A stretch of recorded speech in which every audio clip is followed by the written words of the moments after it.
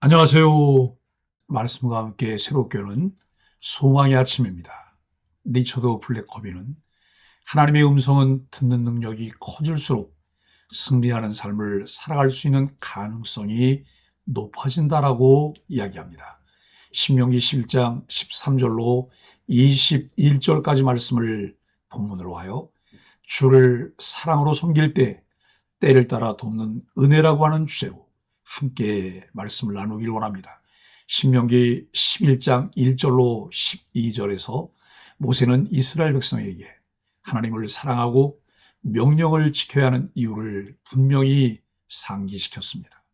하나님은 그들을 구원하셨고 광야에서 능력과 인내로 인도하셨으며 이제는 주의 눈이 항상 머무는 땅 가나안으로 이끌고 계십니다. 우리는 나는 그 하나님의 은혜를 기억하며 말씀에 대한 순종을 삶에서 어떻게 실천하고 있는가를 점검했습니다.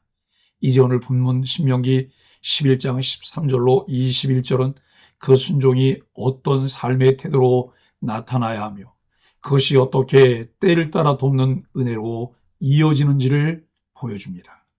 이스라엘이 하나님을 사랑하고 마음을 다해 섬기면 하나님이 내리시는 비로 소산을 얻어 배부를 것이라 말씀합니다. 다른 신들을 섬기면 멸망할 것이니 스스로 삼가야 합니다. 백성은 하나님의 말씀을 마음과 뜻에 두고 자녀에게 가르쳐야 합니다. 그러면 하나님이 주신 땅에서 그들과 자녀의 날이 많을 것을 말씀합니다. 첫째, 하나님을 사랑하고 섬기는 삶을 말씀합니다. 본문 13절은 강력한 촉구로 시작하고 있습니다.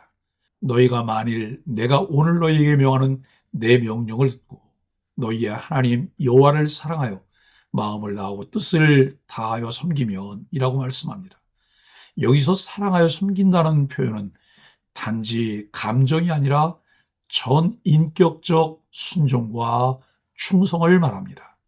하나님은 우리에게 사랑을 표현하라 하시며 그 방식으로 섬김을 요구하십니다.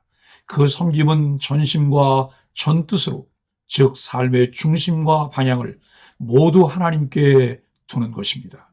그럴 때 주어지는 축복이 바로 14절입니다.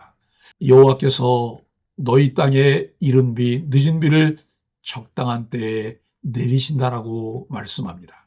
농사를 짓는 사람들에게 때를 따라 돕는 은혜는 적절한 일조량과 제때 필요한 비입니다.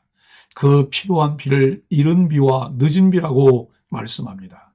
이른 비는 파종 전 땅을 부드럽게 하는 은혜이고 늦은 비는 추수 전 열매를 무르익게 하는 은혜입니다.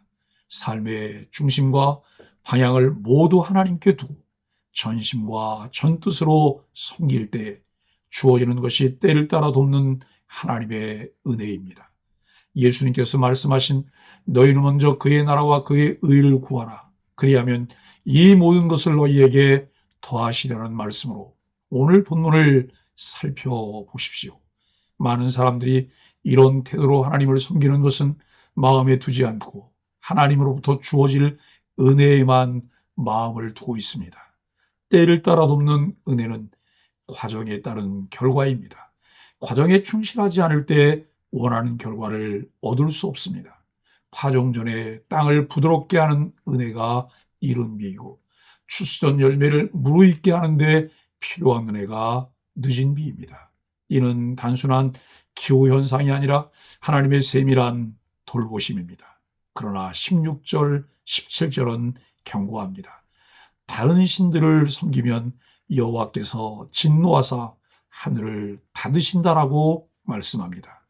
이것은 은혜의 문도 심판의 문도 열고 닫으시는 분이 하나님이심을 명확히 알려주는 대목입니다. 나는 언제 이른 비 같은 은혜를 혹은 늦은 비 같은 은혜를 경험했습니까? 그 은혜는 나의 사랑과 순종과 연결되어 있습니까? 둘째, 말씀 중심의 삶과 다음 세대를 향한 책임을 말씀합니다. 모세는 백성에게 말씀을 마음에 두고 손과 미간에 붙이고 집 문설주와 바깥문에 기록하라고 합니다. 이것은 형식적 외우기나 관습적 암송이 아니라 삶의 중심이 말씀이라는 사실을 매 순간 기억하고 실천하라는 말씀입니다. 특히 다음 세대에 대해 이렇게 말합니다. 자녀에게 부지런히 가르치며 앉았을 때든지 길을 갈 때든지 누워 있을 때든지 일어날 때든지 말하라. 말씀을 가르치는 일은 부모의 중요한 사명이며 그것은 언약의 삶을 다음 세대에 전수하는 거룩한 통로입니다. 언제 어디서나 말씀을 보고 묵상하고 암송함으로써 말씀을 모든 판단과 행동의 기준으로 삼도록 하기 위함입니다. 하나님 말씀은 삶의 온전한 지침입니다. 나는 말씀을 일상의 중심에 얼마나 두고 있습니까? 내 자녀와 공동체의 말씀을 가르치기 위해 구체적으로 어떤 노력을 하고 있습니까? 셋째, 주를 사랑으로 섬기라 말씀합니다. 오늘 본문은 하나님께 대한 사랑과 섬김이 곧 은혜의 비를 누리게 한다고 말씀합니다. 이것은 물질적 복을 보장한다는 약속이 아니라 하나님의 때에 따라 공급하시는 충분하고 선한 은혜를 의미합니다. 하나님의 은혜를 깨달은 사람은 하나님을 사랑하며 온 마음 다해 헌신하지 않을 수 없습니다. 교육적 관점에서 본다면 하나님의 주권 아래서 순종은 축복의 통로이며 이는 우리의 공로가 아니라 언약에 기초한 하나님의 은혜로 주어진 열매입니다. 이것은 바른 신앙의 공식입니다. 많은 사람들이 행복을 갈망하고 추구합니다. 신명기는 가나안을 목전에 둔 이스라엘에게 알려주는 가나안에서 누릴 복된 삶의 지침입니다. 광야 이스라엘의 삶에서 항상 이스라엘 앞서 행하시며 인도하시던 하나님을 경험하게 했습니다. 하나님의 말씀을 듣고 따라야 합니다. 성도의 행복은 환경이나 상황이 아니라 하나님께 뿌리내릴 때 주어지는 열매입니다.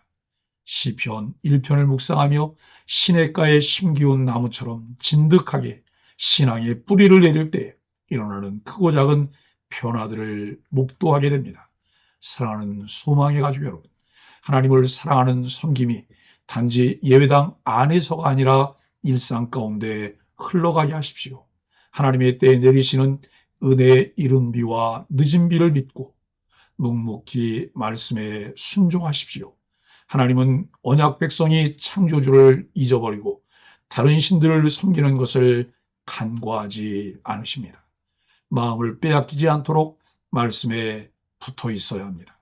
출애굽의 은혜를 베푸신 분도 젖과 꿀이 흐르는 가나안 땅을 차지하게 하신 분도 이른 비와 늦은 비를 내려 땅의 소산을 거두게 하시는 분도 하나님입니다.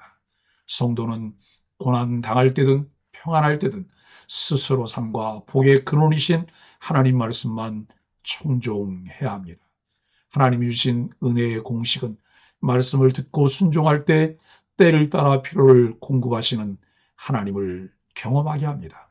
이기적인 삶이 아닌 이타적인 삶으로 많은 이웃을 얻게 하신다는 분명한 사실입니다. 우리가 하나님을 믿는다면 하나님은 우리를 향해 여셨던 은혜의 문을 닫으십니다. 말씀을 붙들고 깊이 묵상하며 결단하십시오. 하나님이 주신 공식과 복의 원리를 따라 복을 누리며 그 복을 흘러보내는 축복의 통로가 되십시오. 때를 따라 돕는 은혜를 주실 때가 있습니다. 우리를 향해 여셨던 은혜의 문을 닫을 때도 있습니다.